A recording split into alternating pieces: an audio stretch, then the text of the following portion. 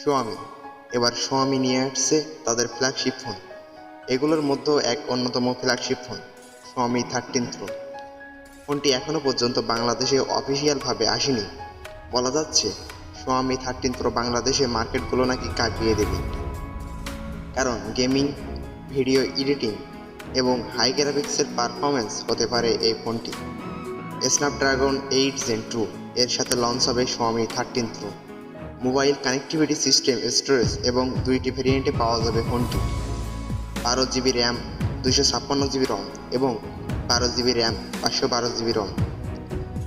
Operating system, storage এবং ডিভাইসের আগে থেকে ইনস্টল করা সফটওয়্যারের কারণে মোট মেমোরি কিছুটা কম থাকবে। ফোনটির ওজন 210 গ্রাম। ফোনটির বিশেষ দিকগুলোর মধ্যে একটি হলো ডিসপ্লে ব্রাইটনেস 1900 নিটস, মানে অ্যান্ড্রয়েডের মধ্যে সেরা brightness display.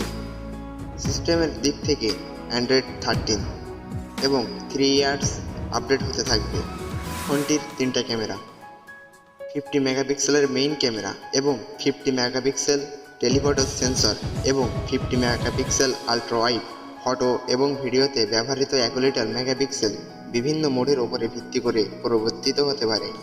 Selfie camera 32 megapixel. ফোনটিতে 8K পর্যন্ত ভিডিও রেকর্ডিং করা সম্ভব।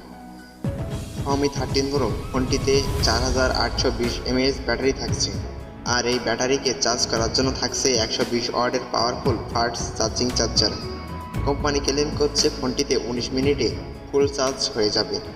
সিকিউরিটি, ইন স্ক্রিন ফিঙ্গারপ্রিন্ট, সেন্সরাই ফেস আনলক।